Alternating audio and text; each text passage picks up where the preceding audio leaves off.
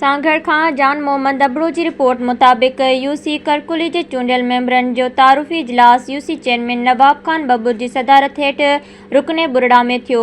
इजलास में vice chairman Rana Basit Rajput, UC secretary Rahim Bakhsh Tahim, Abid Solangi, Rana Ikhlaq Rajput, Sarang Hingoro, Raja Hajano, Amir Babbar, Ghulam Mohammad Shar, Makhan Bhil, Mohammad बख्श बब्बर, नियाज बुग्यो, इंतजार राजपूत समेत बियन शिरकत कई। इजलास में रुकने बुरड़ा और करकुली जे बेहतर सफ़ाई लाइ अहम फ़ैसिला कया विया।